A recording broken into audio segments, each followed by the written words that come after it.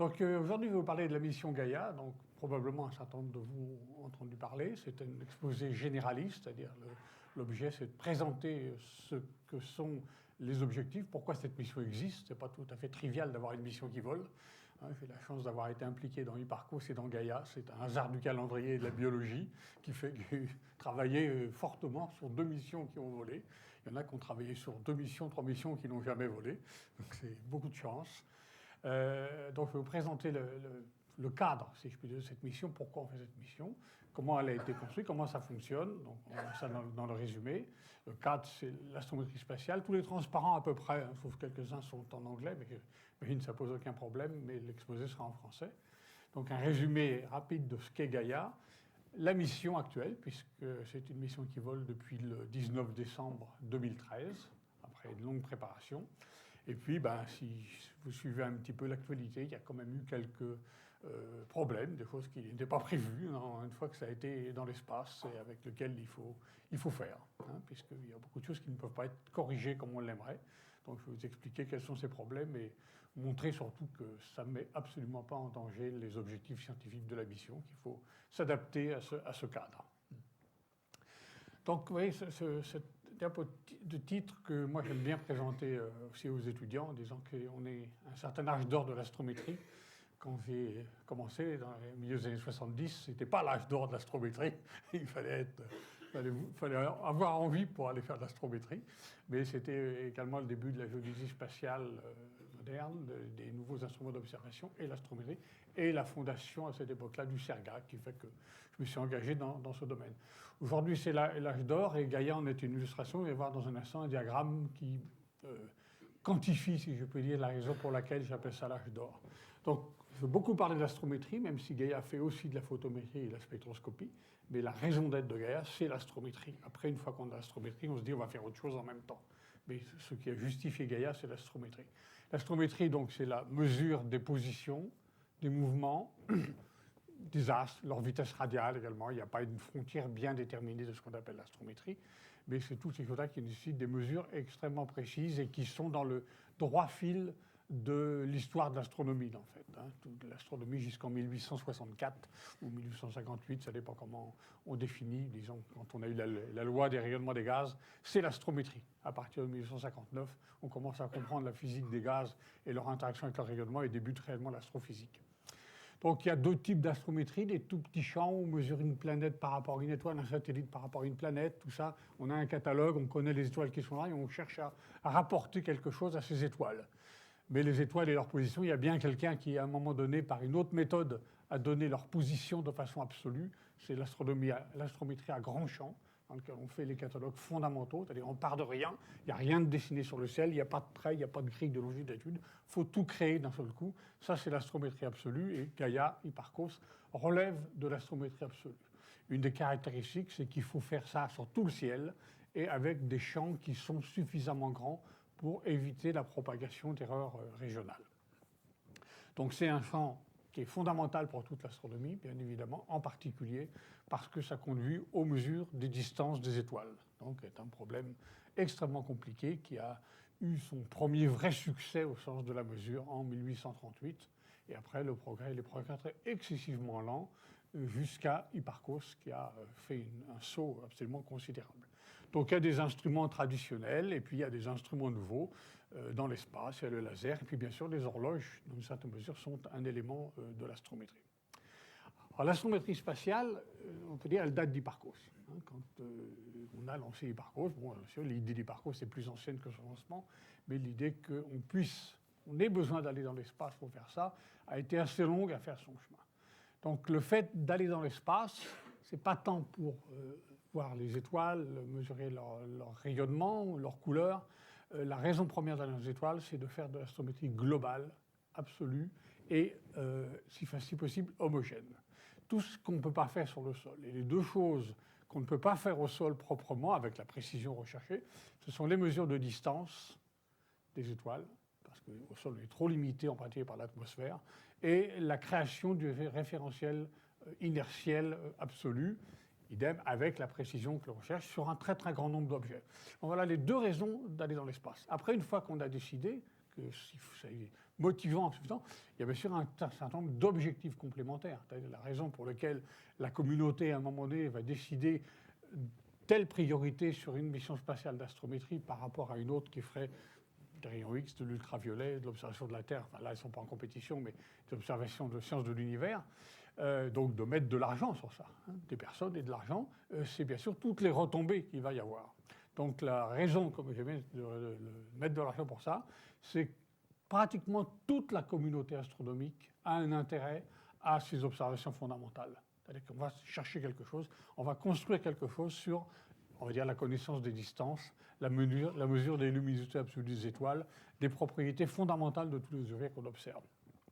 Donc c'est pour ça qu'il y a une très très large communauté qui, au moment où ce type de mission, que ce soit Hipparcos ou Gaïa, est proposé, s'associe à la proposition. Ce n'est pas une communauté d'astrométristes, une communauté d'astrophysiciens qui comprend bien que là, on fait du fondamental, c'est une mission de relevé, on ne va pas observer des choses spécifiques, un objet particulier. Le tout, c'est d'acquérir les données fondamentales avec une très très haute précision. Donc les objectifs premiers, comme je dis, qui ne sont pas, qu'on ne peut pas réussir du sol, les distances, le système de référence absolu avec quelque chose complètement rattaché au quasar le plus lointain, donc qui soit une réalisation de l'idéal du système inertiel des mathématiciens, des physiciens, et puis les objectifs que j'appellerais secondaires, mais pas au sens négligeable de deuxième niveau, c'est l'astrophysique qu'on peut réaliser avec toute l'astrométrie. Donc c'est autant une mission d'astrométrie, par son principe elle est d'astrométrie, mais c'est une mission d'astrophysique générale pour ce qui est de ce qui sortira à la fin et pour ce qui est de la communauté qui a un intérêt. Donc il y a l'astrométrie, il y a la photométrie et il y a la spectroscopie. Hipparcos n'avait pas tout ça. Avec le recul, on peut dire qu'Hipparcos a été un démonstrateur, même si ça a été beaucoup plus que ça. Mais l'histoire peut-être retiendra qu'Hipparcos a été un coup d'essai et que Gaïa a été la dimension réelle de ce qu'on peut faire dans l'espace pour l'astrométrie. Donc, il y a les systèmes solaires, les exoplanètes, l'astrophysique de la galaxie, c'est le cœur de cible, et également des tests de physique fondamentale qui sont des sous-produits qui viennent naturellement grâce à la précision des mesures, essentiellement la déflexion des rayons lumineux par les astres gravitants, le Soleil et les planètes. Alors, si on regarde l'histoire de la préparation de Gaïa, moi, j'aime dire que l'histoire de Gaïa, elle est jonchée de cadavres, d'une certaine mesure.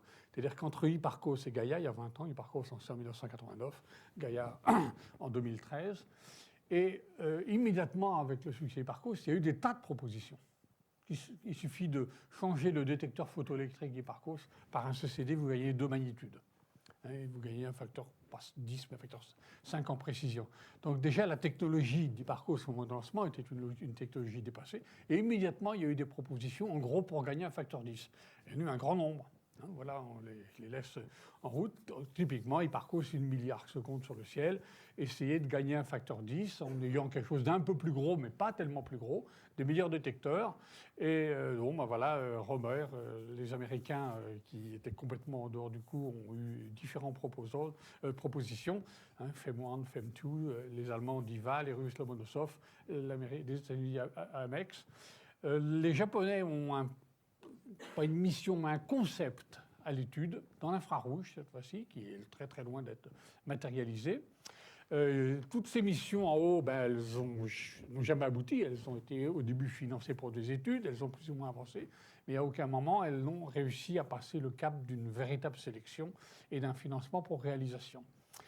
Alors, un facteur 10, c'était peut-être pas suffisant par rapport à Hipparcos, mais je crois que surtout, il y avait la proposition Gaïa qui était en l'air, qui était en route. Et ça a probablement fait beaucoup d'ondes, parce que c'est un facteur 100 Gaïa par rapport à Hipparcos. Ce n'est pas un facteur 10. Donc, il y a une toute autre échelle. Et très probablement, tous ces groupes qui ont voulu prendre le train spatial de l'astrométrie spatiale ont était dans l'ombre du succès possible. On ne savait pas, bien sûr, en 2000, 2005, 2010, si Gaïa allait réellement être lancée, avoir du succès. Et aucune de ces missions n'est arrivée. Et si je prends même les toutes dernières, JMAPS aux États-Unis, qui était très très bien partie, qui a reçu beaucoup de financement, ils ont dépensé au moins $100 millions sur cette mission, a fini par être annulée peu de temps avant le lancement de Gaïa. Alors les Japonais ont une toute petite mission, mais vraiment tout petit, qu'on fait pratiquement dans un coin de cuisine, un tout petit budget, un tout petit groupe, qu'ils espèrent lancé, ça devait être lancé au Brésil, ça a été annulé, ça devait être lancé par un lanceur ukrainien cette année, vous savez bien que là, c'est... Donc ils sont dans une situation... Mais elle devait être lancée avant Gaïa et faire le lien sur les étoiles brillantes que Gaïa ne peut pas observer, qui avaient été observées par Hipparcos. Finalement, Gaïa va observer les étoiles brillantes, mais initialement, il ne le devait pas. Et donc, Nano Jasmine, qui collabore avec le groupe Gaïa, ils espèrent lancer en 2015, mais de toute façon, la précision n'a rien à voir. Et là, de nouveau, ils seront confrontés complètement à la concurrence bien réelle de Gaïa qui sera en l'air. Donc, Gaïa est trop bon, d'une certaine mesure, et a écrasé toute la concurrence. C'est bien qu'aujourd'hui, il n'y a qu'une seule vraie mission astrométrique spatiale. Et pour les États-Unis, la mission qui était la plus brillante dans ce cadre, qui était la mission d'interférométrie SIM, plutôt complémentaire de Gaïa qu'en concurrente, a même été annulée dans le rapport décadal. Ils ont dit que c'était trop tard, que les objectifs scientifiques devaient être complètement revus. Alors là, ce n'est pas 100 millions qu'ils ont mis. Ils ont pris probablement de l'ordre d'1 milliard de dollars dans toute la préparation de cette mission, les essais, etc., sur une très longue durée.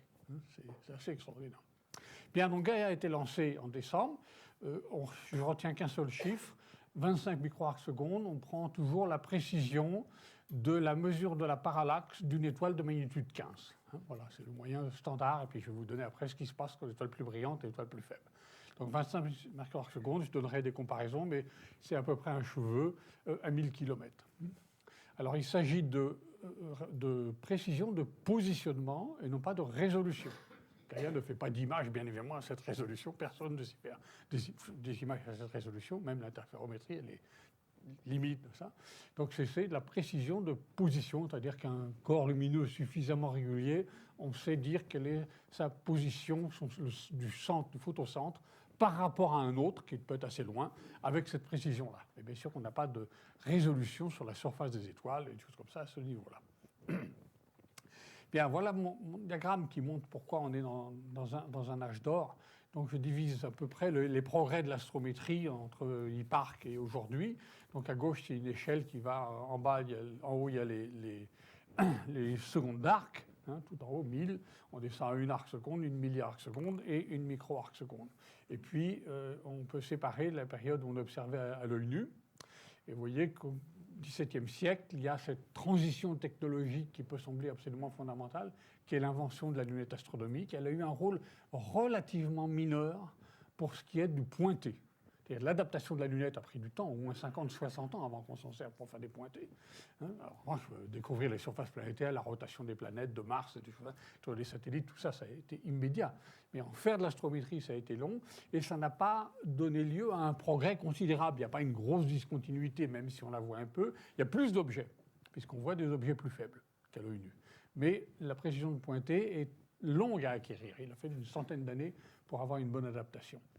Donc la deuxième période sur les lunettes, vous voyez, quasiment on a une progression de Hipparcos à, disons, au FK5 relativement régulière. Et là, il y a une réelle discontinuité qui n'est pas inventée, avec, on va dire, 2-3 missions spatiales, le VLBI également avec les CRF, où on voit un facteur important. Donc si on compare, on a eu à peu près entre 4 et 5 ordres de grandeur sur les 2000 ans d'amélioration. Hipparcos, c'est à peu près un tiers de degré. On peut l'avoir en comparant le catalogue d'Hipparcos moderne. On voit que le bruit est de cet ordre-là. Et là, en 30-40 ans, on a de nouveau à peu près 4 à 5 ordres de grandeur. Donc il s'est passé quelque chose. Il se passe quelque chose. On est en plein dedans. C'est un retour réellement de l'astrométrie, avec tout ce qu'elle donne aux autres. Ce n'est pas l'astrométrie en elle-même, c'est surtout son potentiel d'application sur l'ensemble de l'astrophysique. Toute l'astrophysique qu'on a faite, on l'a faite jusqu'en l'an 2000 à peu près, avec ce qu'on avait. Et là, d'un seul coup, on va avoir 1 milliard de distances, certaines avec une précision extrême. Donc c'est un monde relativement nouveau qui s'ouvre pour l'astrophysique avec cette précision. Alors, un résumé de Gaïa. On va donner 5 ou 6 planches un peu plus sur comment ça fonctionne. Donc les chiffres importants à retenir, c'est 1 milliard de sources. Ici j'ai mis 1 milliard d'étoiles, mais le gros morceau c'est bien sûr les étoiles, mais il y a les quasars, il y a les objets du système solaire, il y a les galaxies. Les étoiles brillantes, typiquement 10 micro-arcs secondes en positionnement parallaxe, et à la magnitude 15, comme il dit, 25 micro-arcs secondes. Il y a également de la photométrie, l'équivalent, puisque ce n'est pas des bandes au sens filtre, c'est de la photométrie dispersée, mais c'est à peu près équivalent à ce qu'on aurait 25 bandes de largeur de quelques dizaines de nanomètres. Les vitesses radiales pour les étoiles les plus brillantes, jusqu'à une magnitude 15-16. Et puis donc la spectroscopie à basse résolution, qu'on appelle la photométrie. Donc c'est une mission européenne, 100% ESA, c'est-à-dire que l'ESA à la fois fait le concept avec les scientifiques, construit, lance et opère le système. Et les laboratoires européens, donc de ce fameux consortium, eux sont en charge du traitement. Donc il n'y a pas de PI d'instruments. Tout est construit par l'ESA. Il n'y a pas un groupe qui amène un instrument spectroscopique. Ça fait partie de la mission elle-même. Seule l'analyse de données, effectivement, nécessite un financement supplémentaire des États pour financer ce consortium, le DEPAC. Mais sinon, toute la mission fait partie du programme obligatoire et elle a été sélectionnée de cette manière-là. Nominalement, une mission de 5 ans. Il y aura probablement une petite prolongation. C'est matériellement faisable aujourd'hui, mais restons sur le nominal, celui qui est financé, qui a été accepté par c'est un estime de l'ESA, c'est 5 ans. C'est budgété pour ça. Alors, l'histoire de Gaïa, elle commence un peu avant 2000, quand les gens d'Hipparcos ont commencé à réfléchir à ce que pourrait être un successeur d'Hipparcos. On a vu que Hipparcos a démontré réellement un concept de façon réelle. 100 000 étoiles, c'était énorme pour l'époque, et a montré que c'était viable alors que tout le monde n'était pas convaincu qu'on pouvait faire de l'astrométrie spatiale. Bien, donc elle a été sélectionnée formellement en l'an 2000, et puis fini la phase de définition 2002, et puis la phase industrielle, dont le contractant principal a été donc Astrium, Airbus Defence and Space maintenant, qui a construit, avec beaucoup de co-contractants en Europe, le satellite et les instruments sous la direction et la responsabilité de l'ESA. Le consortium DEPAC a été créé en 2006, donc lui il a commencé à travailler sur le traitement de données, même s'il y avait déjà des groupes de travail qui étaient déjà actifs dès l'an 2000 pour préparer un peu ce travail-là. Le lancement, donc décembre 2013, il y a eu la phase de qualification en vol, donc commissioning, qualification en vol, qui s'est terminée au mois de juillet, et on est maintenant dans l'opération nominale. J'éviterai d'employer le mot routine, parce que c'est tout à fait le contraire de la routine, même si la mission est nominale, il se passe beaucoup de choses à peu près tous les jours. Et nominalement, donc, on va jusqu'en 2018-19, il faut encore finir des traitements, et 2020, on espère donner les données finales. Bon, probablement qu'il y aura une extension, que 2020 c'est un peu optimiste, mais disons dans les premières années des années 20, les produits finaux devraient être disponibles. Et je expliquerai tout à l'heure qu'il y aura des données intermédiaires, bien sûr. Alors, les domaines couverts par une mission comme ça, donc, bien sûr, il y a ces résultats primaires. Les résultats primaires, c'est de l'astrométrie, c'est de la photométrie, de la spectroscopie.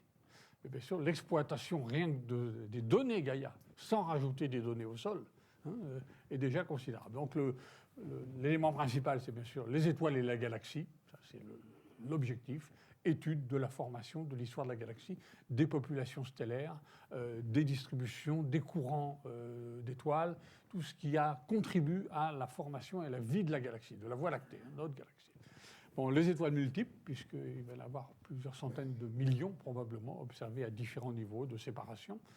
Les exoplanètes, à la fois par la méthode astrométrique, celle auquel les gens ont pensé dès le 19e siècle, c'est-à-dire essayer de voir un astre mobile du fait de la présence d'une planète autour. Ça a été fait ensuite pour des naines blanches, mais elle n'a jamais été réellement mise en œuvre parce que c'est très délicat. Gaïa doit pouvoir la mettre en œuvre réellement. Et la méthode photométrique du même type que celle de Corot ou Kepler, opportunité. On ne change pas le programme d'observation. Il y aura des étoiles pour lesquelles ça sera visible parce qu'il y a des observations répétées. Le système solaire, ça fait quand même 600 000 objets, dont probablement plusieurs dizaines de milliers vont être détectés pour la première fois. Alors, entre 10 000 et 30 000, on ne connaît pas bien le nombre. Les systèmes de référence, c'est un produit très important. Gaïa va créer un système de référence du type ICRF directement accessible dans le visible et non pas en radio. Donc, il sera accessible, le référentiel primaire sera accessible à tous les astronomes. Les tests de réalité générale, dont je ne parlerai pas aujourd'hui. Et puis, plusieurs millions de galaxies, ou résolues ou non résolues, qui vont être observées avec l'astrométrie, mais aussi des éléments sur la morphologie des objets, sur des petites images de quelques secondes d'arc. Donc ça fait beaucoup, beaucoup de domaines et de personnes concernées par Gaïa. Donc si on regarde ce qu'on trouve dans la proposition, c'est-à-dire qu'on a un document de spécification qui a été remis à l'industriel comme Gaïa, ce à quoi il devait faire. Donc on veut faire un relevé complet, stéroscopique, parce qu'on veut faire des parallaxes, de la galaxie, jusqu'à la magnitude 20. Alors le 20 était sélectionné par les objectifs scientifiques, mais ça contraint pas mal la taille du système. Être complet jusqu'à la magnitude 20 avec une détection à bord, puisqu'on ne connaît pas le ciel à magnitude 20 aujourd'hui, donc on ne monte pas un catalogue en disant voilà les étoiles. Donc le système est autonome. Il part. En théorie, il peut partir de zéro. En pratique, il est bien content d'avoir déjà une solution approximative. Mais en théorie, il peut partir de zéro. Donc la précision de parallaxe, je vous dis, de l'ordre de 20 à 25 microarcs secondes à la magnitude 15, et puis une dégradation lente à la magnitude 20. 300 microarcs secondes à la magnitude 20, c'est 3 fois mieux qu'Hipparcos à la magnitude 8. Donc la photométrie pour toutes les étoiles, et au moins dans 2 couleurs, c'est nécessaire pour l'astrométrie. On a besoin de connaître la couleur des étoiles pour les étalonnages de l'instrument. Et puis en fait, c'est nécessaire pour l'astrophysique. Et puis les vitesses radiales, donc 16-17, ça ne sera probablement pas 17, ça fait partie des petits ennuis. Ça sera plutôt 16-2, quelque chose comme ça comme limite que 17, avec 1 km par seconde autour de la magnitude 13. Alors, comment observe Gaïa? C'est un instrument, on pense souvent quand on a un télescope dans l'espace, qu'en gros, on envoie des commandes, puis on pointe le télescope, on attend un certain temps, on reçoit les images, et puis on les envoie à celui qui a demandé. Ce n'est pas un instrument de service, c'est un relevé.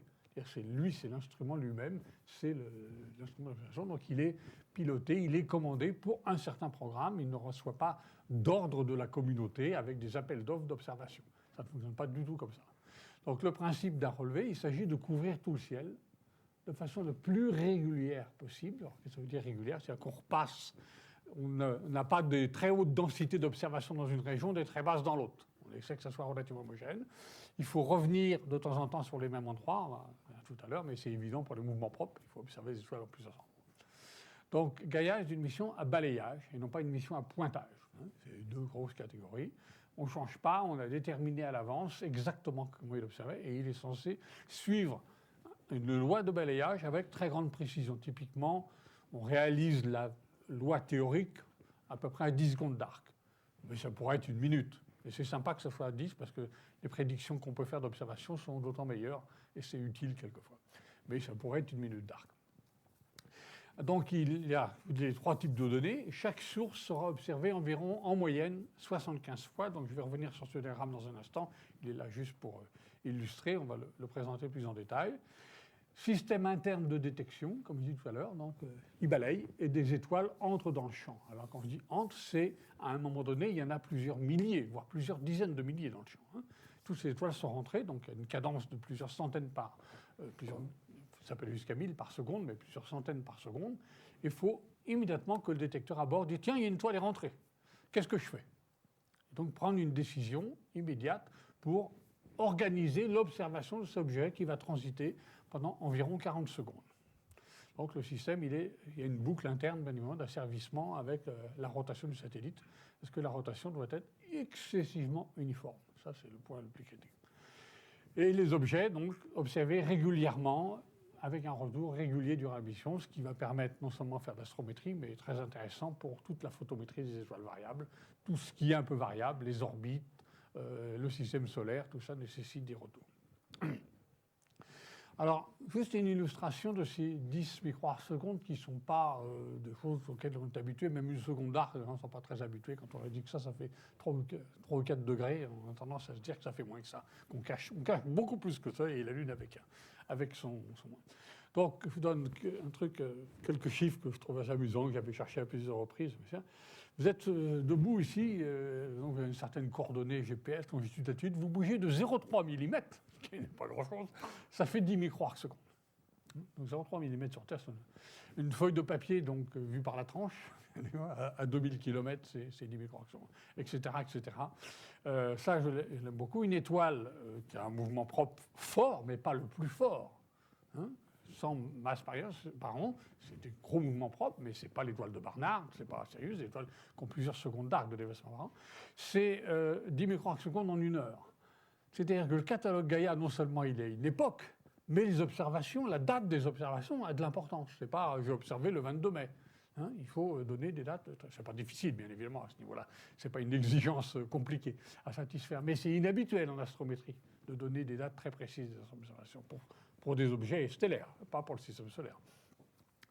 Voilà, là, c'est bien plus important. Une petite planète qui se déplace assez vite, c'est 10 micro-arcs secondes, c'est son déplacement en 100 microsecondes de temps.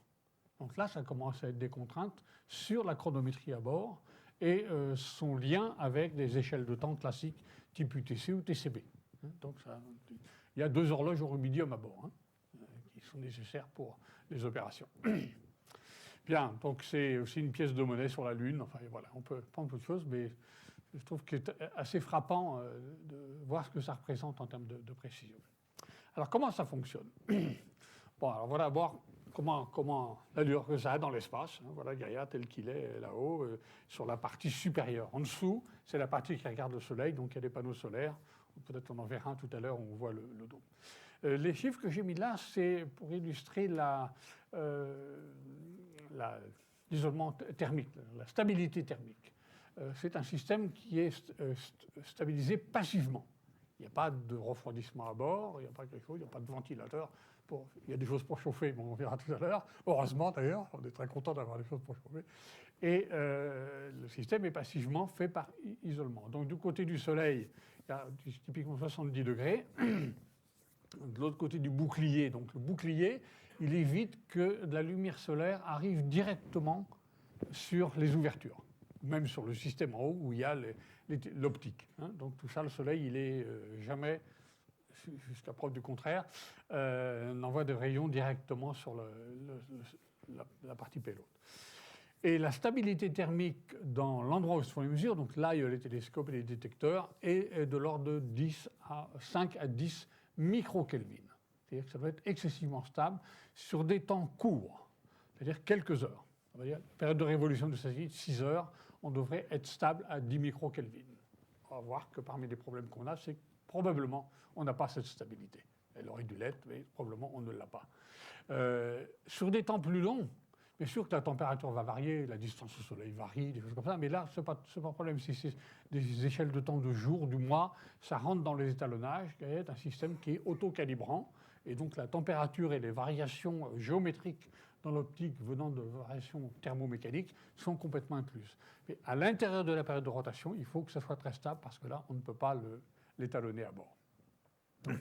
Alors, il y a 2 parties dans le système. Il y a une partie basse qui est une partie de service. D'ailleurs, vous voyez les réservoirs ici de propulsion chimique ou de propulsion à gaz pour le pilotage de l'attitude. Et puis l'électronique, les horloges, je ne sais plus laquelle est l'horloge, il y a une des horloges là-bas. Là. Et en haut, la charge utile avec le système optique, donc on va détailler maintenant. Donc la partie scientifique, si je peux dire, est là, et la partie de service est en bas. Donc il y a 2 miroirs de 1m40 ou 1m45 dans le sens du balayage, donc dans le sens où on cherche la résolution de l'image, et puis 50 cm dans l'autre sens. Alors la surface est réglée de façon à ce qu'on ait de la marge dans le signal à la magnitude 20. Et ensuite la taille horizontale, c'est que la tâche de diffraction soit compatible avec ce que l'on cherche comme précision à la fin.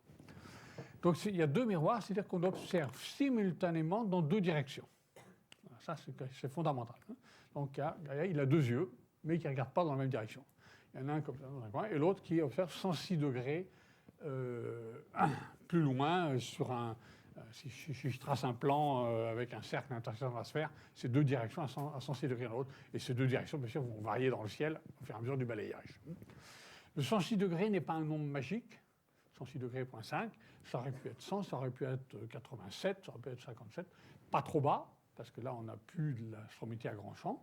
180, c'est un autre problème. Et il ne faut probablement pas que ce soit 90, que ce soit 60, que ce soit 120, pour des raisons de connexion d'étoiles. Hein. Le nombre de répétitions serait défavorable. Mais en dehors de ça, l'industriel va chercher à installer ses affaires dans le module de service. Donc le 106 a été déterminé parce qu'il cadrait bien avec les besoins d'installation du télescope. Bon, alors on ne va pas décrire l'optique. La distance focale, c'est 35 mètres. Donc vous voyez qu'il y a beaucoup de repliements, M1, M2, M3, M4, M5, il y a beaucoup de choses. Et il y a un endroit, en tout cas, où les deux faisceaux venant du A et de B vont être recombinés, quelque part, pour être imagés sur un seul détecteur. Donc on va le regarder, ce détecteur. Ça, c'est vraiment l'appareil photo de Gaïa. Un plan focal, il y a 106 CCD qui font à peu près 4005 sur 2000, donc ça fait 1 gigapixel au total, mais c'est très grand. D'ailleurs, le plan focal, il est comme ça. Hein. Chaque CCD fait à peu près cette taille-là, hein, 3-4 cm, 3-4 cm.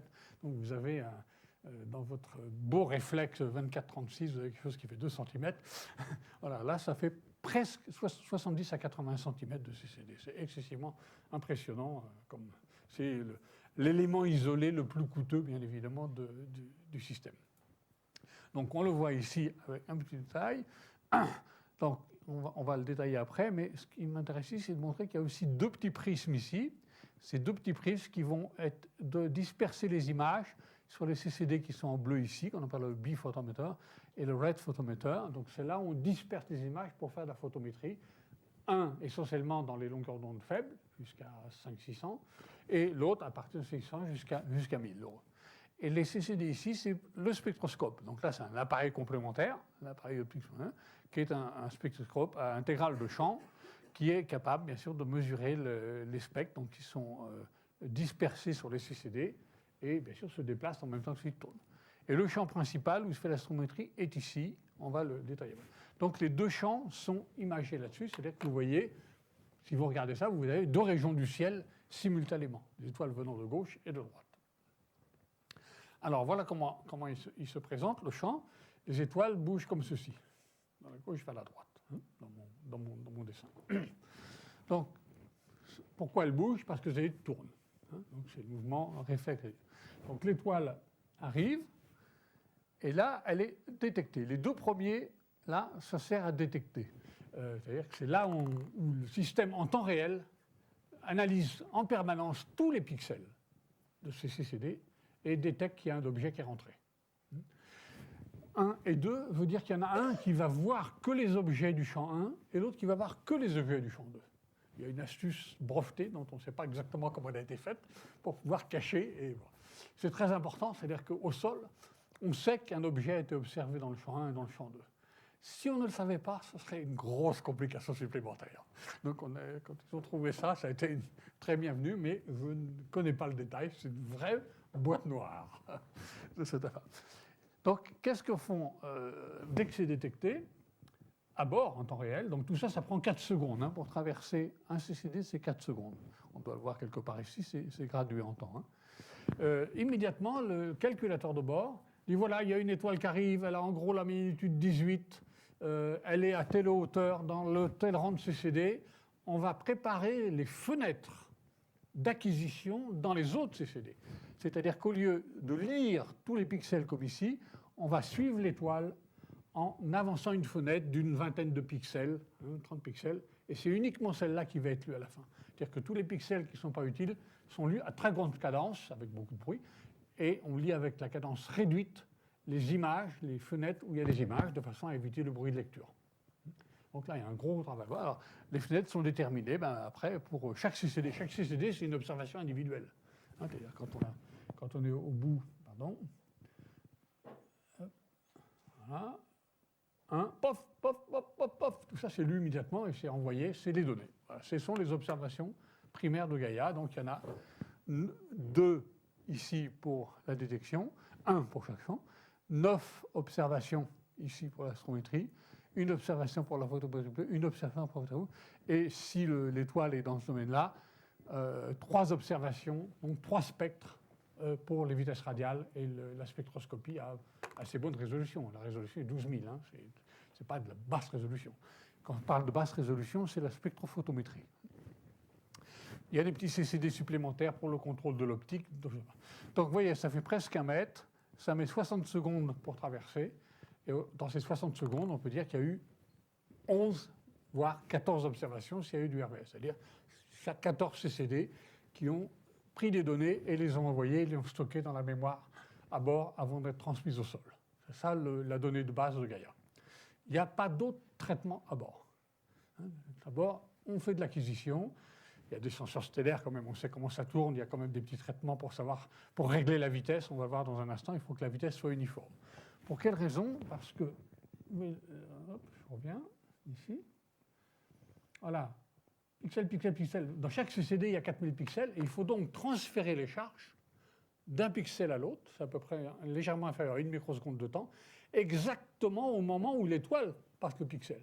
Donc il faut qu'il y ait une synchronisation parfaite entre l'électronique qui transfère les charges, 0,9 microsecondes de temps, et la position de l'étoile. Et ça, c'est réglé par une boucle d'asservissement qui, à tout instant, suit la vitesse de l'étoile et corrige la vitesse, et on va voir que c'est très, très efficace.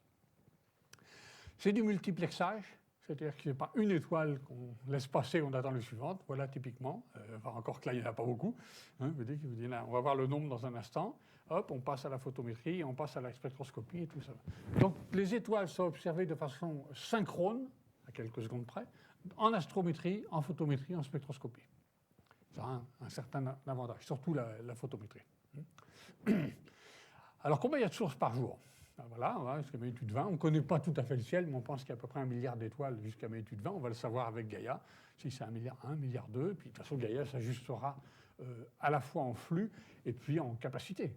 Si on trouvait 3 milliards d'étoiles à magnitude 20, on baisserait la magnitude limite de Gaïa, parce que le système à bord ne serait pas capable de le faire. Bon, il y a peu de chance que ce soit le cas. Ça, c'est une simulation que j'avais faite il y a un moment sur 50 missions, 1800 jours. Donc, pour une certaine loi de balayage, puisqu'à un moment, on observe perpendiculairement au plan galactique, par moment, on est peu incliné, par moment, on est dans le plan galactique. Donc, le nombre d'étoiles à un moment donné n'est pas le même. Si vous croisez le centre galactique, dans ce cas, vous avez beaucoup d'étoiles. Si vous êtes dans des zones un peu creuses, il y a moins d'étoiles. Et puis, quand vous explorez le pôle galactique, il y a très peu d'étoiles.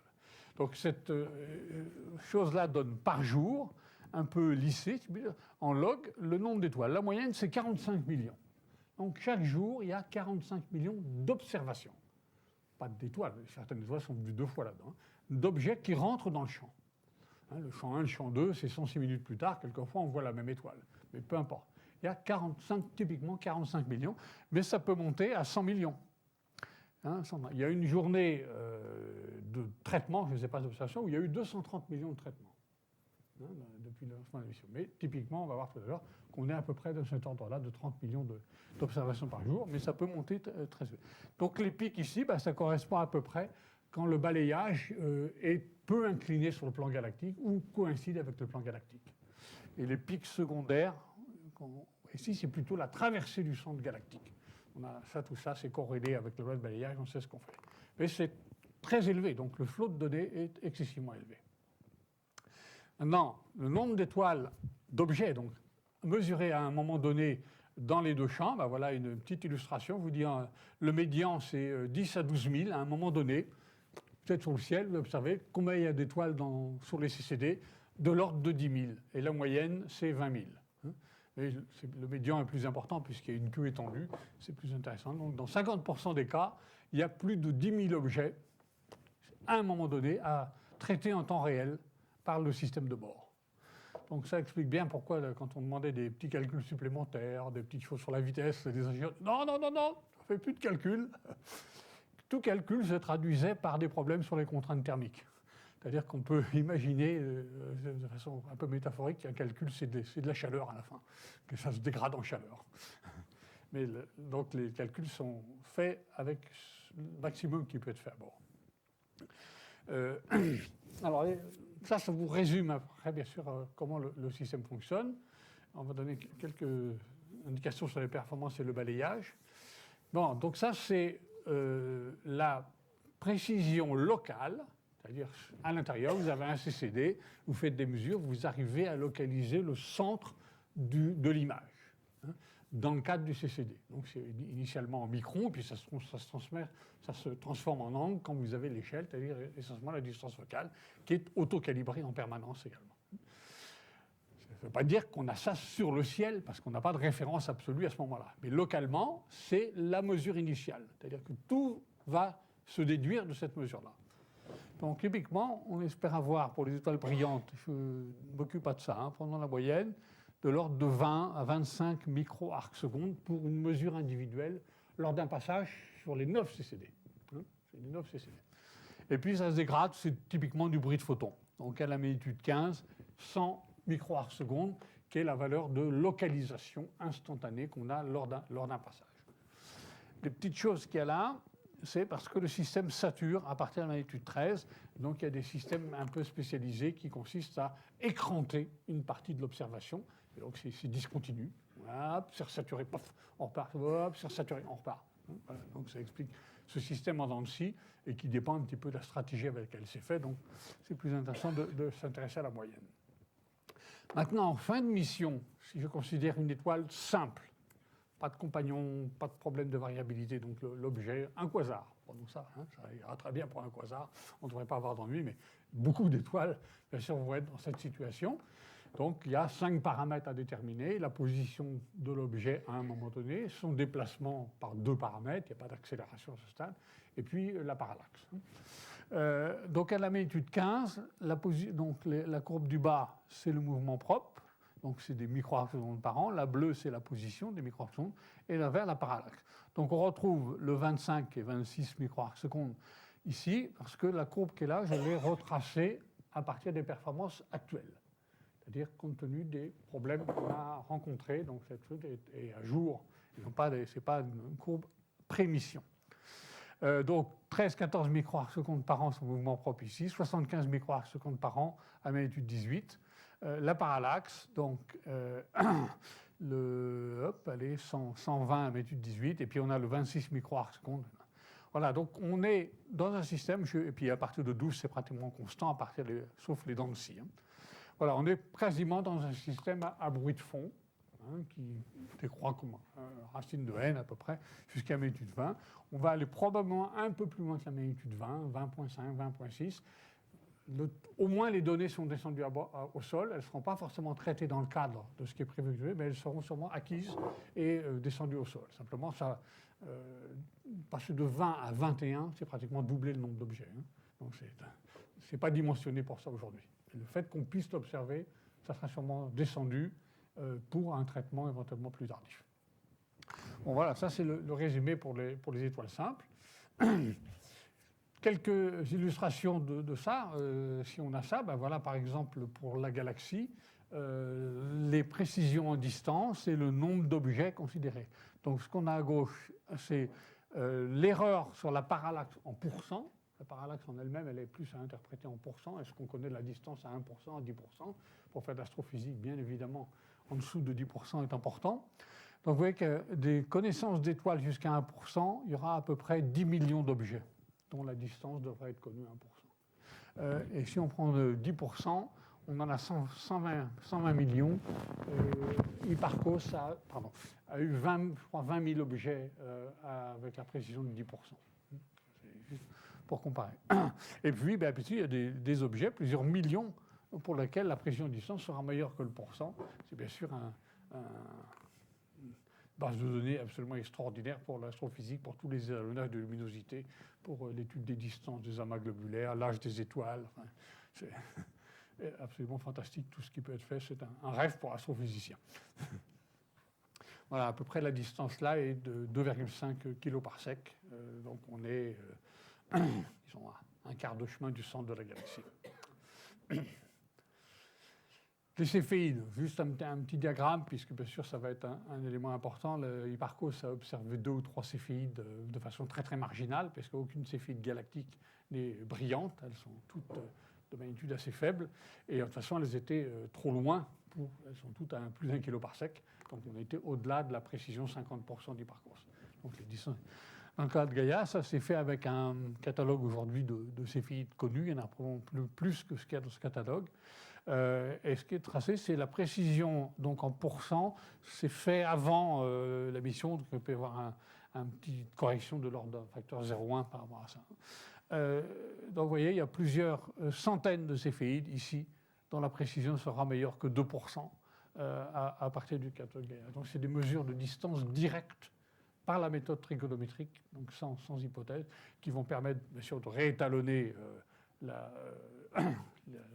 fonction distance-luminosité, période-luminosité, distance-luminosité, période-luminosité, pardon. On va voir des tas de choses, c'est-à-dire que ça dépend des lieux, ça dépend de la population stellaire, ça dépend de la couleur, ça ne va pas être le même dans le nuage de Magellan que ça l'est dans notre galaxie, enfin, tout un tas de structures fines qui sont appréhendées, devinées aujourd'hui, mais pas vues de façon très concrète. Ceci, c'est un diagramme un peu plus compliqué, mais qui est une combinaison des mouvements propres et de la distance. Quand vous avez le mouvement propre, qui est une mesure angulaire, et la distance, vous avez des kilomètres par seconde, ce qui est bien sûr ce qui intéresse les dynamiciens, savoir que quelque chose vous a 10 microsecondes par an, pour étudier la rotation de la galaxie, ce n'est pas fondamental. Avoir des kilomètres par seconde pour déterminer la masse qui est à l'intérieur, par exemple, d'une certaine distance, c'est plus important. Donc, le diagramme dépend de la couleur des étoiles. Hein, on voit du type A, hein, des classes naines 5, et ensuite jusqu'au K dans les naines. Bon, on va prendre un exemple, c'est gradué en parsec. Donc, si on se met 1 kilo parsec, les étoiles de magnitude 12-13, qui sont des étoiles type G, par exemple, auront une vitesse tangentielle meilleure que 1 km par seconde. Et ça en fait des milliers, voire des millions. Entre 1 et 10 km par seconde, on a pratiquement jusqu'à la magnitude 16. Pratiquement toutes les étoiles auront une vitesse tangentielle déterminée à mieux que 10 km par seconde. 1 km par seconde, ça va être aussi les meilleurs résultats sur les vitesses radiales pour les étoiles plus brillantes que, disons, que 10. Donc ça s'équilibre bien. Et là, bien sûr, cette phase-là est absolument remarquable quand on aura des vraies vitesses à quelques centaines de mètres par seconde par rapport aux barycentres du système solaire. La photométrie, donc les différentes choses qu'on voit là, le noir, c'est le champ principal, c'est-à-dire la lumière blanche, qu'on appelle la magnitude G. Donc c'est là où observe Gaïa, donc la bande passante de son CCD et de son optique. Typiquement, ça c'est pour une observation, c'est-à-dire un passage. Il y aura 80 observations comme ça. On est dans le domaine de la millimagnitude jusqu'à magnitude 12.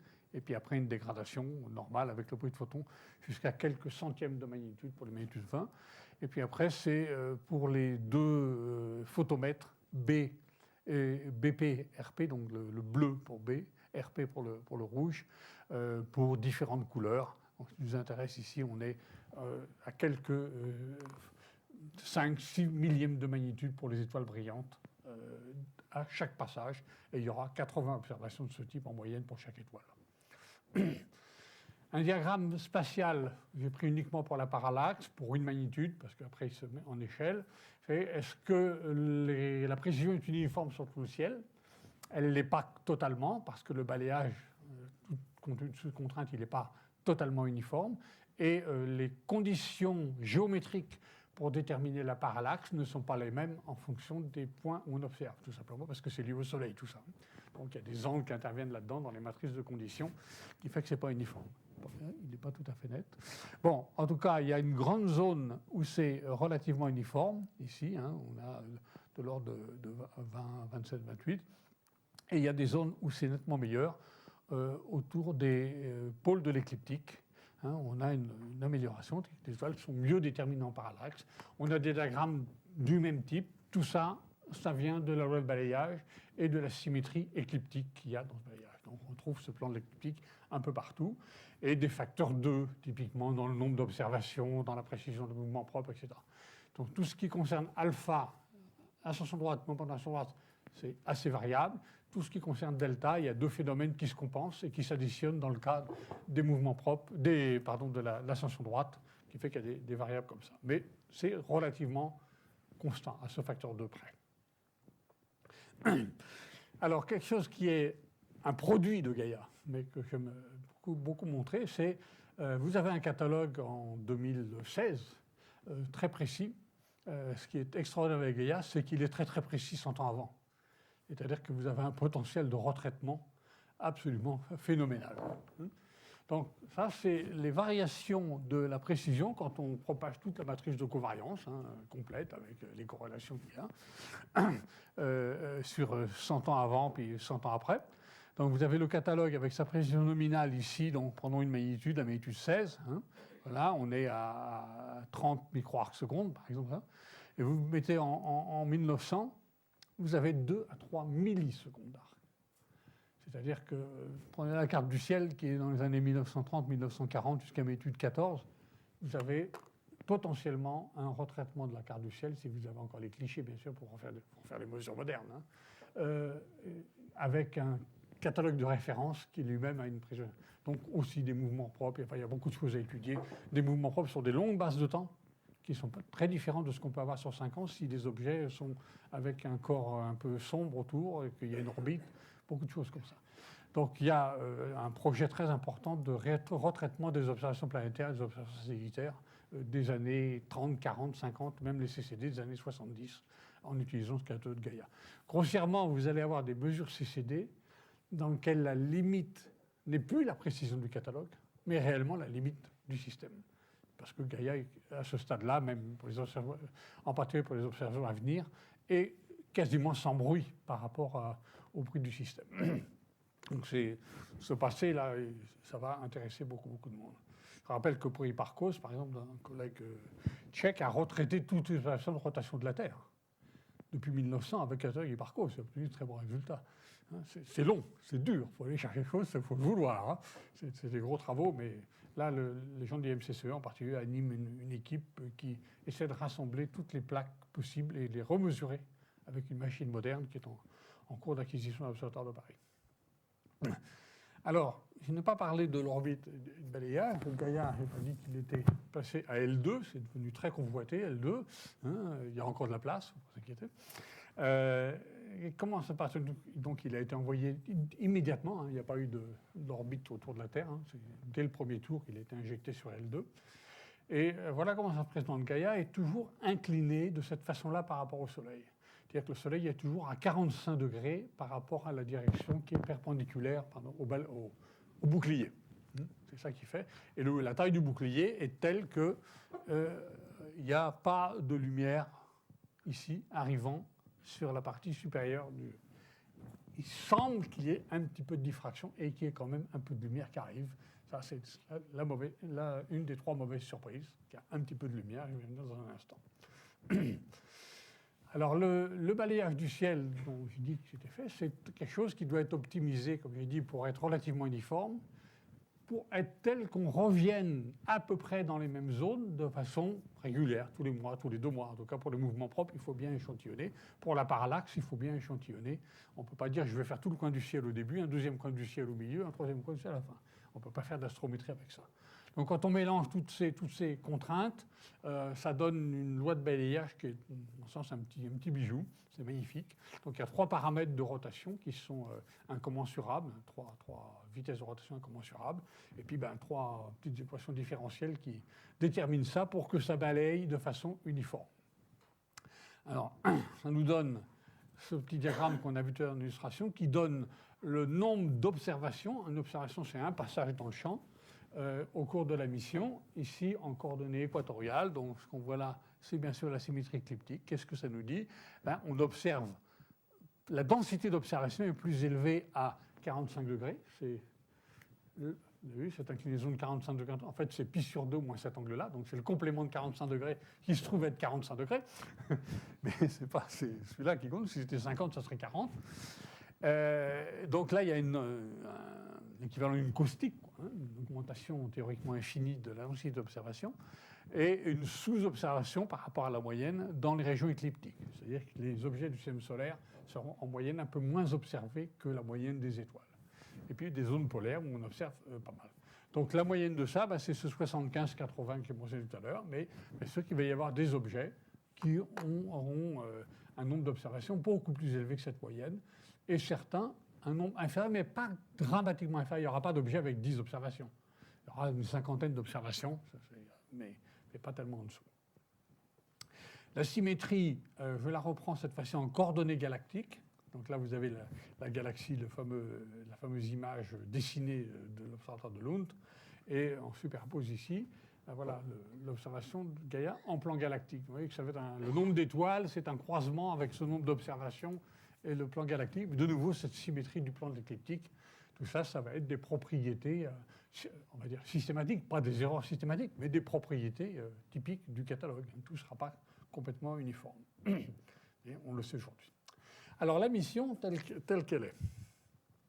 Il faut me dépêcher. Le lancement donc, a eu lieu le 19 décembre 2013. Tout s'est bien déroulé. C'était prévu à 9h12, 18. Ça a eu lieu exactement à l'heure prévue. Et il faisait en plus très très beau. Donc ceux qui étaient là-bas, et j'ai eu la chance d'y être, ont pu voir le lancement et pendant plusieurs minutes voir la fusée, voir la séparation des boosters du premier étage, du deuxième étage, comme ça arrive assez rarement à Kourou. On voit le départ et puis très vite il y a des nuages. Voilà ici un petit chronogramme qui illustre le lancement. Donc 3 secondes, 83 secondes, 113 secondes, c'est les boosters qui se séparent. 195 secondes, c'est les étages. La retombée, pardon, 140, c'est les boosters qui se fragmentent. Et puis longtemps après, il y a encore des traces très haut dans le ciel. Ce n'est pas des nuages, c'est beaucoup plus haut que l'atmosphère qui mettent plusieurs minutes, 30 minutes, 1 heure, à complètement se disperser dans le ciel.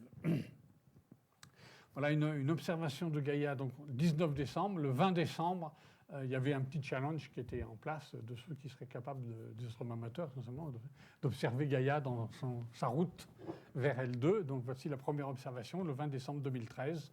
On voit cette petite traînée de Gaïa qui est, je n'ai jamais calculé, mais je ne me souviens plus, il a plusieurs centaines de milliers de kilomètres déjà de la Terre, 100 ou 200 000, qui avance vers L2.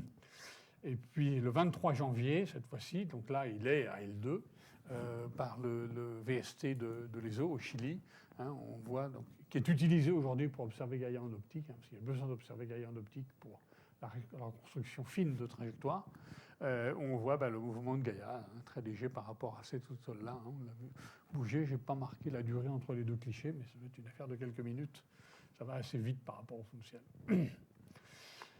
L'orbite de Gaïa, alors il y a plusieurs façons de la dessiner, bien sûr, ça dépend si on voit l'orbite par rapport à la Terre, si on voit l'orbite dans un référentiel tournant ou pas tournant. Donc ça tourne et c'est vu de la Terre. Donc voilà, donc on tourne à une période d'1 an, puisqu'on est au point L2, qui est une période de révolution par rapport à la Terre d'une année, et suit l'opposé du Soleil. Et Gaïa a une orbite relativement à ce point-là de lissajou, c'est-à-dire qu'il tourne autour de ça. Vu de la Terre, le point L2, lui, n'est pas fixe à cause de l'excentricité de l'orbite terrestre. Donc c'est un petit point qui est virtuel. De toute façon, il n'existe pas. Il ne faut pas voir ça comme une mise en orbite. On n'arrive pas là en disant on active des rétrofusées pour être en orbite. C'est un système dont, au moment de l'insertion ici, on se met sur un niveau d'énergie, dans l'espace de confirmation, qui est tel que, à la fin, l'orbite est celle-là autour de ce point virtuel. C'est très très différent de se mettre en orbite autour de Mars ou d'un satellite. Ce n'est pas du tout la même question. Donc l'injection, elle s'est faite quelques jours après le lancement, au mois de janvier, en 2 parties. Il y a eu 99% qui ont été faits là, puis un petit pourcent supplémentaire ici. Et aujourd'hui, voilà, octobre-novembre, on est par ici. Voilà, on va accomplir la première demi-boucle. Les échelles, ici, c'est 300 000 km, et ça, c'est de l'ordre de 100 000 km. Donc il n'est pas à L2 lui-même, il est autour de L2. À L2, on est dans le noir. On est dans l'ombre du Soleil. Donc, ce n'est pas très, très pertinent pour un instrument qui a besoin de stabilité thermique et surtout d'énergie. Donc, les premières manœuvres, donc immédiatement après le lancement, il y a eu quelque chose de très important. C'était assez intéressant pour eux, qui était le déploiement de ce bouclier. Il part comme un parapluie. Et puis, très vite, il faut le déployer parce que c'est la source d'énergie. Et puis, c'est essentiel pour la mission. Donc pour on va dire Ariane Espace qui lançait, tout était fini lorsque le moteur frégate s'était mis en route. Pour eux, c'était sur orbite. Et donc dans la salle de lancement, il y avait tous les gens. Puis il y avait les gens de Gaïa qui, eux, attendaient encore 40 minutes parce que le point important, c'était l'ouverture du bouclier. Donc tout était fini, les bouteilles s'ouvraient et les gens de Gaïa attendaient parce qu'il fallait absolument être certain que le déploiement du bouclier allait se faire correctement, sinon il n'y avait pas de mission. Donc le vrai lancement, le vrai soulagement est venu lorsque le message est arrivé que le bouclier s'était déployé correctement. Là, effectivement, on savait que la mission pouvait démarrer. Bien, voilà une des premières images en janvier 2014, bien avant que ça soit parfaitement focalisé. C'est une étoile très brillante, beaucoup plus brillante que rien, qui sature tout, mais c'est pas très très grave. On voit bien sûr très bien les aigrettes, hein, tout à fait attendues compte tenu du système que l'on a, un système rectangulaire. Les pixels sont également rectangulaires. Hein. C'est-à-dire que ici, l'échelle verticale dans ce dessin, l'échelle horizontale ne sont pas identiques. Hein. Il y a un facteur 3, qui est à peu près le facteur 3 qu'il y a dans le miroir. Bon, donc on était content de voir ça, de voir que l'acquisition fonctionnait, qu'il y avait des étoiles à côté. On est tout au début du lancement, c'est là vraiment une des premières images. Voilà, je vous montre ce problème de détection en temps réel. Ça, donc Gaïa ne fait pas d'image, au sens habituel du terme. Il y a un mode spécial qui permet, si on le désire, et c'est des opérations un peu lourdes, mais en fait, de temps en temps, en particulier pour la communication, de dire, ben voilà, pendant ces 2 minutes à venir, je lis tous les pixels du CCT, que ce soit SM ou autre, et je les récupère. Et je les lis à haute résolution et je les descends. Hein, je ne fais pas le traitement à bord et puis je jette. Donc ça, on peut avoir des images et on laisse glisser éventuellement pendant 1 ou 2 minutes. C'est une bande, l'image. Ce n'est pas la taille du CCT, les étoiles passent et on descend tout. Donc on a une bande sur le ciel qui peut être descendue. Voilà un exemple. Et là, c'est la taille exactement d'un CCD du SkyMapper. 270 fois 300 secondes. Voilà tous les objets que l'on a à un moment donné et pour lesquels, donc ça défile comme ça. Hein. Donc on va dire, voilà, le système, ça défile. Hein. Il faut détecter, à tout instant détecter, dire il y a une étoile, elle est là, il faut vite. Et voilà le système de reconnaissance à bord qui vous montre qu'il a reconnu en temps réel donc les étoiles très brillantes, magnitude 13, les étoiles entre 13 et 16 les ronds jaunes, hein, et puis les étoiles carrées avec les mêmes codes de magnitude, c'est celles qui servent au pilotage instantané de latitude. C'est le petit catalogue, le seul petit catalogue qui est à bord, qui est un catalogue d'opposition de quelques étoiles brillantes de référence pour avoir une attitude de bord et suivre en particulier la vitesse de rotation du satellite. Donc ça, c'est fait en temps réel et cette boucle-là, elle fonctionne de façon remarquable. Et en particulier, l'asservissement des petits moteurs à gaz qui accélèrent, diminuent, changent un peu l'attitude pour qu'on suive l'attitude de commande et surtout que la vitesse soit, disons, 60 secondes par seconde. 59,965, mais 60 secondes par seconde et que ça ne bouge pas. Voilà un objet du système solaire. Donc à gauche, c'est une observation Gaïa. Elle est orientée vers le nord. À droite, c'est l'extraction du même champ par Aladin. Et là, c'est la prédiction calculée compte tenu de l'attitude du satellite, la vitesse de rotation. Et voilà la planète qui a été observée par Gaïa. Vous voyez la finesse de tous les objets qui sont à côté. Elle est de magnitude 16 ou 17, je crois me souvenir. Donc on voit ici jusqu'à magnitude 21 à peu près. Voilà. Donc quelques traitements qui montrent que le système fonctionne bien. Ça, c'est un traitement photométrique. Donc de haut en bas, vous avez, donc, chaque colonne représente les images dispersées. À gauche, c'est dans les longueurs d'onde bleues, donc jusqu'à 600 nanomètres à peu près. À droite, dans les longueurs d'onde de 600 à 1000, donc la partie rouge, R. Donc chaque image, c'est le spectre dispersé tel qu'il est reçu par Gaïa et repris au sol. Ça, on a les pixels au sol, hein, bien sûr. Et de haut en bas, on va d'étoiles froides à des étoiles chaudes. Donc des étoiles M géantes, une étoile K5, donc une NK, une K0, une G, un petit peu comme le Soleil, un peu plus chaud que le Soleil, et beaucoup plus chaud que le Soleil. Donc vous voyez très bien, déjà rien qu'en regardant ça, avant que ça soit aplati à une dimension, la présence plus forte de signal dans le bleu pour les étoiles chaudes que dans le rouge, et inversement, les étoiles rouges avec un spectre dispersé très mal. Donc l'information, en particulier quand elle est raplatie à une dimension, elle est extraordinaire. On ne voit pas simplement une courbe, on voit des creux, des bosses. Ce n'est pas des raies, mais c'est des effets à grande largeur extrêmement visibles qui sont interprétés, bien sûr, comme étant des paramètres atmosphériques de ces étoiles-là. Donc là, ça fonctionne parfaitement. Ça fait 60 pixels de longueur, hein, chaque morceau. Voilà un cas où justement le spectre a été recréé à une dimension. Je voulais le montrer parce que ça montre bien un élément qui pour moi est important, qui m'occupe des systèmes de référence et des quasars.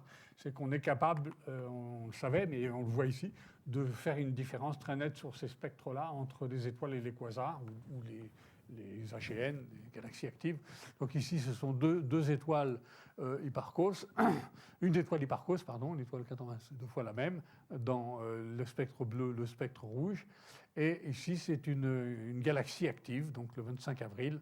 Vous voyez bien, donc la partie émission n'est pas la même, le spectre général du fond, le spectre continu n'est pas le même. Donc on sait aujourd'hui, vous savez qu'on va pouvoir reconnaître les quasars. On connaît aujourd'hui 150 000 quasars. Gaïa va en observer 600 000, c'est-à-dire pour l'essentiel, ce sont des nouveaux objets qu'il va falloir reconnaître comme n'étant pas des étoiles. Et l'outil principal, ça sera bien sûr les images dispersées qui vont servir à ça de façon à le faire en automatique. Voilà les premiers spectres. Donc une étoile brillante, magnitude 7. Donc pour les deux champs, le même objet. Donc la variation avait un sens, il n'y avait pas le même rendement dans les deux champs, on va voir dans un instant pourquoi. Mais en tout cas, la résolution est très bonne. C'est plus intéressant peut-être de le voir juste après, où là-haut, on a un spectre observé par Gaïa, et ici un spectre de Narval qui a été convolué pour avoir la résolution comparable à celle de Gaïa, c'est-à-dire dégradée par rapport à ce que fait Narval. Dans le même domaine de longueur d'onde, l'étoile était magnitude 6, c'est brillant, bien évidemment, le rapport signal sur bruit est élevé, mais à ce stade, on est content de voir ça sur des étoiles brillantes, mais c'est un passage. C'est probablement un seul CCD, à mon avis, même là, du passage. L'instrument est de très très bonne qualité. Vous allez voir combien il y en a aujourd'hui. Voilà le premier traitement en vitesse radiale. Donc, les 3 CCD, parce qu'il y a 3 CCD le long d'une ligne, où on a les 3 spectres, et il y a différentes méthodes qui sont utilisées pour extraire la vitesse radiale. On est loin d'avoir les étalonnages finaux, pour le moment, et il donne à 3 km par seconde. Aujourd'hui, c'est un peu amélioré, c'est plutôt de 1,5 km par seconde de précision. On doit gagner encore, sur un passage comme ça de l'étoile brillante, on doit être au niveau du kilomètre par seconde à la fin, sur un passage, un CCD. On a un exemple très frappant de cette boucle d'asservissement à bord qui maintient la vitesse de rotation constante. Donc ce qu'on voit ici, le diagramme donne en fonction du temps, là, sur une dizaine de minutes, la variation de vitesse de rotation, donc le système. La spécification était de plus ou moins 1 milliseconde par seconde. Vous voyez déjà que le diagramme montre quelque chose qui satisfait plus que largement à ça. On est plutôt de l'ordre de 0,1 masse par seconde en restitution instantanée de la constante de vitesse. Et ce qui est au milieu, c'est un incident. C'est une micrométéorite qui a frappé. Il y en a beaucoup plus que prévu. Ce n'est pas très gênant pour Gaïa, ça donne plus de temps. C'est intéressant pour le système solaire de voir que Gaïa est un très très bon detecteur de micrométéorites autour de L2. Donc, qu'est-ce qui se passe? Le système, une petite micrométéorite, en dessous le gramme, dérègle la vitesse de rotation, dérègle un peu l'attitude, milliards de secondes par seconde, et le système réagit immédiatement, donc s'aperçoit, grâce aux étoiles, que la vitesse a changé, et donc donne des commandes aux actuateurs gaz à gaz. C'est du gaz froid, on consomme 12 grammes de gaz par jour, c'est ça. C'est tout à fait. Il y a 12 petits moteurs comme ça, et là, il surréagit même, d'ailleurs, dans un premier temps. Il y a la correction trop forte, et puis après, ça se stabilise. Et ceci, ça a duré quelques dizaines de secondes. C'est-à-dire que le système à bord, grâce aux mesures, tout ça, on observe les étoiles et on voit que la vitesse a changé, et la chaîne de commande s'est remesurée à bord pour rétablir ça. Ça, c'est du temps réel, complètement en automatique, qui montre que le système à bord est excessivement performant. Alors aujourd'hui, je vous dis 30 à 40 millions de sources par jour. On a probablement à peu près de l'ordre de 9 milliards d'observations, déjà, qui ont été collectées depuis le début de la mission, correspondant donc à 100 milliards de mesures CCD potentielles pour l'astrométrie, 20 milliards d'images dispersées pour la photométrie, 3 milliards de spectres qui sont en attente, 7 terabytes de données scientifiques ont été descendus au sol, et la base de données de travail, dans laquelle il y a beaucoup de copies, beaucoup de calculs, est actuellement supérieure à 60 terabytes. Il y a une copie systématique de toutes ces données, de la base de données fondamentale, qui est faite en automatique au CNES tous les jours, qui héberge une sauvegarde de façon systématique. Sinon, tout ça, c'est à l'ESAC à Madrid. Voilà un diagramme qui montre, je crois, sur un mois, 25 juillet, 22 août, à peu près le nombre d'observations par jour. Vous dites, voilà les 35 millions qu'on a par jour. Là, on est dans un mode très particulier de balayage. C'est un balayage qui est systématiquement dirigé vers le pôle de l'écliptique. C'est-à-dire qu'on n'est jamais parallèle au plan galactique. Là, on traverse le plan galactique, bien sûr, deux fois à chaque rotation, mais pas forcément au centre. Donc, on est typiquement dans une situation moyenne, voilà, 35 millions d'observations par jour. Voilà, les régions du ciel qui ont été observées depuis le début, donc l'échelle de droite donne le nombre d'observations par degré carré qui ont été acquises. Donc c'est plus ou moins dense. Vous voyez, le nombre à la fin, il est de l'ordre de 20 à 25 millions d'observations par degré carré de juillet à octobre.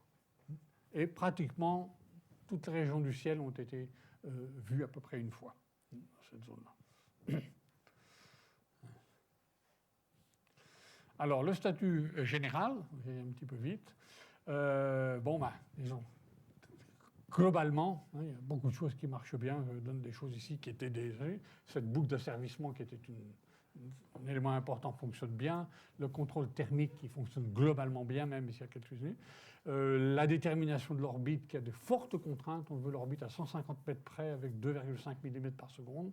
Aujourd'hui, on sait qu'on a les 2,5 mm par seconde. Les OC confirment. Le 150 mètres nécessite les observations optiques qui sont en route. Donc, on va voir. Donc, l'orbite d'insertion, la consommation de tout ce qui est les deux consommables, qui sont le gaz froid pour l'attitude et le propulsion chimique pour la maintenance à poste. Les consommations sont normales et donnent, si tout va bien, éventuellement, ça ne sera pas un facteur limitant s'il y a besoin d'une extension. Il y a encore 56 kg de gaz froid et on consomme 12 grammes par jour. Donc, ça va. Donc, la qualification du module de service s'est fait dans la première semaine, il n'y a pas eu d'ennui. La qualification la charge utile a été plus longue que prévu, largement plus longue, à cause des 3 problèmes que je vais mentionner. L'horloge nominale du rubidium et l'horloge redondante sont OK. L'étalonnage par rapport au sol est très bon. Les 106 CCD, tout ça, sont parfaits, on a un très très bon rendement. Il n'y a aucun ennui. La focalisation du système a été acquise et est faite maintenant. Elle est très très bonne. Une bonne optimisation pour les 3 instruments, qui n'ont pas forcément exactement le même besoin de focalisation. Donc il y a un point optimum qui a été trouvé. Et toute la chaîne entre le Gaia, les OC à Darmstadt qui reçoit les données, le SOC à Madrid qui commence à faire le traitement, et le DEPAC qui fait le traitement, et puis la boucle, les relations avec Astrium, tout ça c'est sans aucun problème, ça fonctionne parfaitement. Et on a eu la fin du commissioning avec une revue de commissioning, de qualification, au mois de juillet avec des conclusions favorables aux 3 éléments près. Donc en juillet, à la fin de la qualification, on va dire le 18 juillet, le système est officiellement passé d'un project manager à l'ESA, qui était Giuseppe Sari, à un mission manager, c'est-à-dire que l'ESA, d'abord avec Astrium, officiellement Astrium a donné les clés et le mode d'emploi. C'est un gros mode d'emploi. Et ensuite, l'ESA a dit aux scientifiques, voilà, l'instrument fonctionne et nos opérations sont en place. Maintenant, scientifiques, à vous de faire des traitements de données tels que c'est prévu. Ça s'est fait au mois de juillet et William O'Mulan est devenu le mission manager. Et Giuseppe Sari devrait normalement devenir le project manager de JOICE. Voilà, normalement ce qui est en place. Bien, on a eu différentes lois de balayage, mais depuis le 25 septembre, on est rentré dans la loi de balayage nominale, qui est, comme je l'indique ici, choisie et optimisée. Il y avait 2 paramètres de libre dans le balayage, donc Sergei Klioner et moi-même sommes PI d'une expérience de test de relativité dans laquelle on a optimisé les 2 paramètres libres de façon à avoir le plus souvent possible des étoiles près de Jupiter. Et on en a une le 24 octobre, voilà, qu'on est en train de regarder. Alors, les problèmes. Il faut conclure ça. Où est le maître d'œuvre. Voilà. Tu me donnes encore un quart d'heure ou c'est juste? Il faut que je fasse vite. Hein? Alors, il y a 3 problèmes qui ont été mis à jour durant la qualification. Un, il ne fait pas noir dans Gaïa. Il y a un petit peu de lumière. Alors, quand il ne fait pas noir, avec votre œil, ça serait noir. Hein. Mais pour le CCD, il y a un petit peu de lumière de fond, et ce n'est pas normal. Il y a un deuxième élément, c'est que la transmission de l'optique, aujourd'hui on sait de quoi, mais de l'optique, se dégrade au cours du temps. Donc ça peut être bien, puis on perd 0,1 magnitude, puis 0,2 magnitude au bout d'un mois, 2 mois, de façon relativement régulière. On va regarder quoi. Donc on sait qu'aujourd'hui, c'est probablement des cristaux de glace qui se condensent sur certaines surfaces. Et le troisième, qui est le plus mystérieux, c'est que l'angle de base, qui devait être très stable au niveau de quelques, disons, 10 micro-arcs-secondes sur des périodes courtes, n'est pas stable comme ça. Il bouge. Fort heureusement, il bouge de façon très, très régulière et prévisible. Mais il n'aurait pas dû bouger. Alors, on va regarder ça. Je note simplement ici, c'est pour l'image qui vient derrière. Donc, ce que j'appelle les rangées, c'est des choses comme ça. Et ce qu'on appelle AF numéroté, c'est des choses comme ça. AF1, F2, F4. Donc, de rangée, c'est un truc. Donc, sur le diagramme ici, c'est la quantité de lumière qui arrive, en gros, quand il n'y a pas d'étoile. Hein, la lumière de fond. En bas, la ligne pointillée, c'est ce qu'il y aurait dû avoir. C'est-à-dire le bruit de fond aurait dû être inférieur à 1 pixel par seconde à l'intérieur des RF. Et les différentes couleurs ici illustrent les rangées. Donc en noir, la rangée 1, la rangée 2, jusqu'à la rangée 7 tout en haut. Et la période ici, c'est etc. Vous voyez qu'au lieu d'avoir quelque chose inférieur à 1, on a quelque chose qui peut valoir 20 ou 30 électrons par seconde. Alors, je vous donne une image. Une étoile de magnitude 20, lorsqu'elle est visible en moins, elle nous donne à peu près 400 électrons par seconde. Hein. Donc c'est pas... En revanche, pour le spectrographe, à cause de l'étalement du spectre, une étoile de magnitude 17, c'est de l'ordre de 1 électron par seconde. Et là, c'est beaucoup plus gênant. Bien, donc ça, c'est pas normal. Alors, c'est répétitif complètement. Donc, c'est lié au Soleil. Lorsque la phase est là, c'est au moment où le Soleil est dans l'azimut entre les deux champs. Le 6 heures, c'est la période de rotation. Enfin, disons, il y a un effet géométrique lié au Soleil qui est clair. Mais quand on dépouille ça de façon plus détaillée, il y a aussi un effet lié à la Voie lactée. Donc, il y a aussi du fond du ciel qui est plus fort que prévu et qui contribue à ça. Alors, on ne va pas détailler ces courbes, c'est beaucoup trop long, mais je donne ici un histogramme cumulé, justement, du nombre d'électrons par seconde. Donc, vous voyez, la médiane est de l'ordre de 7 électrons par seconde en moyenne sur tout le champ, etc. Hein, les étoiles ne passent pas toujours au même endroit. Elles sont quelquefois dans la rangée 1, dans la rangée 7. Donc, ça n'affecte pas une étoile donnée de la même manière à tout instant. Hein, donc, l'effet moyen est pas celui de l'extrême, mais de loin. Donc, 7 électrons par pixel. Voilà, donc à 20, 180 électrons par seconde, donc ce n'est pas dramatisé pour l'astrométrie.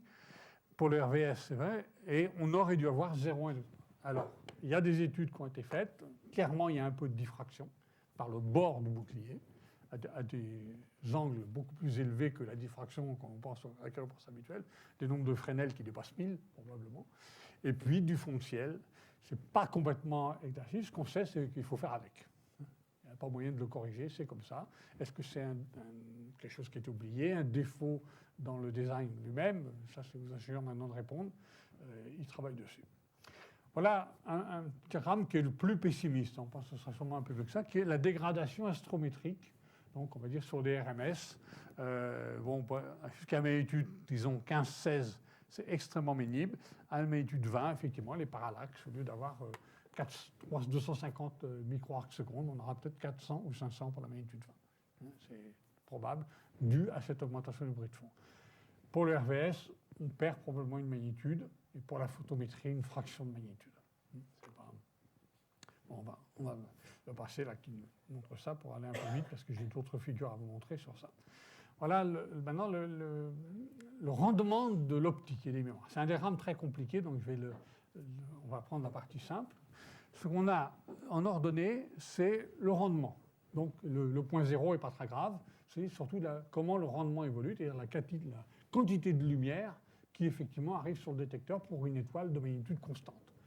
C'est fait essentiellement en utilisant des étoiles de magnitude Tycho, dont on connaît bien les propriétés photométriques, donc on peut suivre. Donc ça, c'est exprimé en magnitude. Hein, donc 0,1, ça fait 10% en flux. 0,2, c'est à peu près 20% en flux. Après, c'est un peu plus. Il y a 3 types de courbes. Celle qui nous intéresse pour le moment, la verte, c'est le champ principal. La bleue, c'est la photométrie BP, bleu. La rouge, c'est la photométrie RP. Et à chaque fois 2 courbes pour le champ avant et le champ arrière.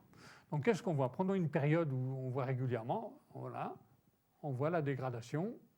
Ici, la dégradation sphère. Et qu'est-ce qui se passe?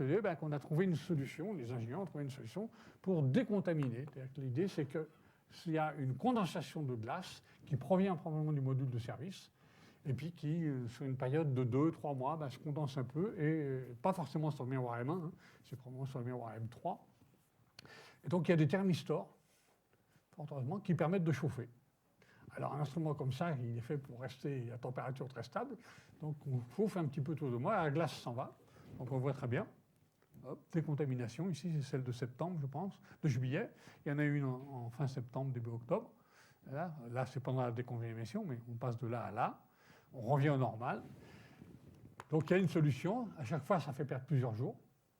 À la fois la décontamination elle-même, mais surtout le retour à l'équilibre. L'instrument est déformé, il faut refaire un peu de focalisation. Il n'est pas utilisable dans les conditions normales pendant plusieurs jours. Si c'est une fois tous les 2 mois et qu'on perd 2-3 jours, ce n'est pas très grave. Donc, ça sera des éléments aussi à mettre en œuvre au moment où il y aura des demandes d'extension, si c'est faisable. Disons, il y a une solution. Personne ne comprend. On se dit que probablement la glace va finir par s'épuiser avant nous, et que peut-être qu'il y aura besoin de moins en moins de décontamination dans le futur, ou alors il y a quelqu'un qui est là avec un seau à glace en dessous, qui est en train de nous faire une blague. Mais bon, c'est une mauvaise surprise, mais qui a une solution. L'angle de base, celui-là, il n'a pas d'explication.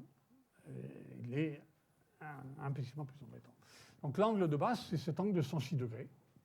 Et tout est fait. La stabilité thermique est telle que thermomécaniquement, il devait être stable à 10 micro-arcs secondes sur des périodes de 6 heures.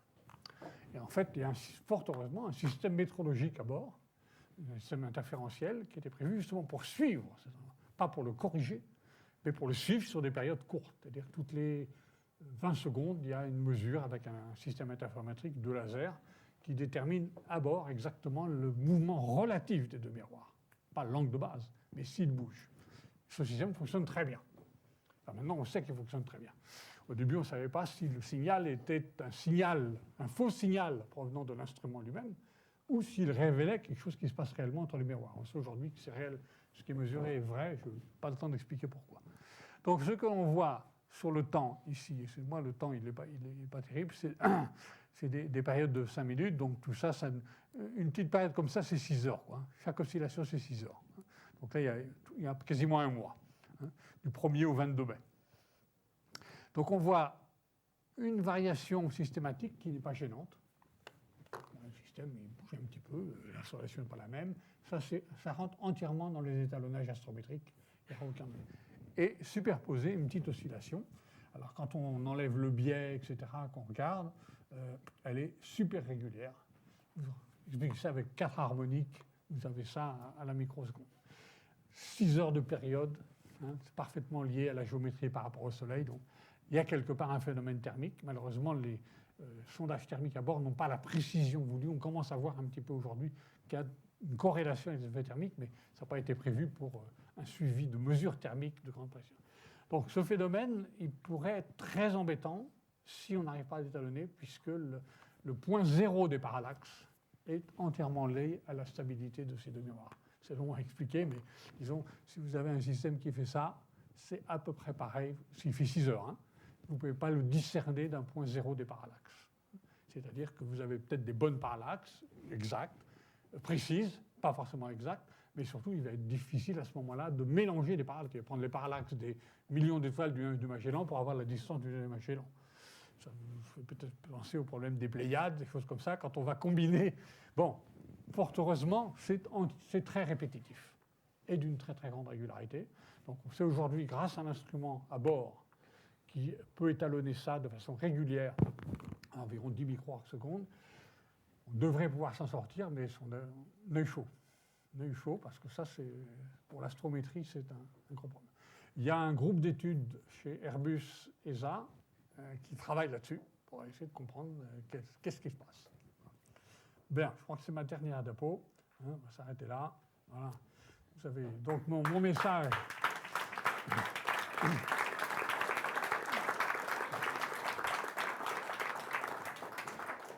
C'est qu'il y a une mission qui tourne bien. Elle a eu ses petits aléas, qui n'ont rien à voir avec les aléas qu'il y a eu au lancement d'Hipparcos. Vous avez vu que le moteur frégate a eu des problèmes après. Nous, on est passé à travers.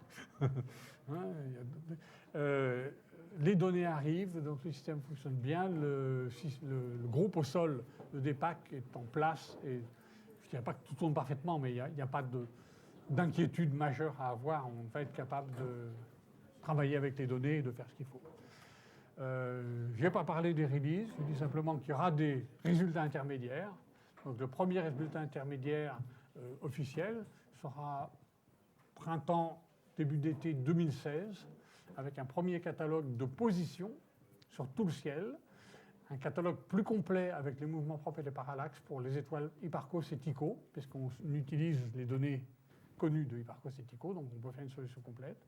Et puis il y aura déjà des objets du système solaire, un petit peu de photométrie, et puis un système d'alerte. C'est-à-dire Gaïa non seulement fait des mesures mais en temps réel, on a deux systèmes d'alerte qui sont fonctionnellement un pour la photométrie. Donc il y a eu en particulier une première supernovae qui a été détectée, confirmée. Et puis il y a un système d'alerte pour les nouveaux objets du système solaire qui, lui, ne tourne pas encore de façon satisfaisante. Il faudra encore attendre plusieurs mois avant qu'il soit en parfait état. Voilà.